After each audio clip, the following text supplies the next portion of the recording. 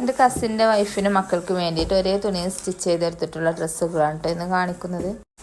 9.5 metre organza മെറ്റീരിയലും sequence work വരുന്ന 1.25 metre വെൽവെറ്റും ആണ് അതിനായിട്ട് എടുത്തിട്ടുണ്ടായിരുന്നത്.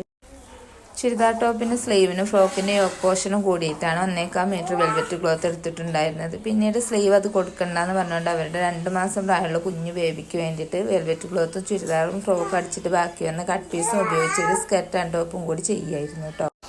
സ്ലീവ്ലെസ് ആയിട്ട് തയ്ച്ച ഫ്രോക്കിന് നെക്കിലും കൈക്കുഴിക്കും ചുറ്റിലുമായിട്ട് സ്റ്റോൺ പതിപ്പിച്ച ലേസ് കൊടുത്തിട്ട് ബാക്ക് പോർഷനിലായിട്ട് അത്യാവശ്യം വലിയൊരു ബോ കൂടി തുന്നി കൊടുത്തിട്ടുണ്ട്.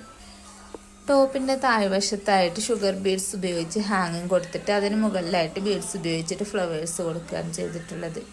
നെക്കിലും സ്ലീവിലും ഷോളിലും ലേസ് കൂടി അറ്റാച്ച് ചെയ്തെടുത്തിട്ടുണ്ട്.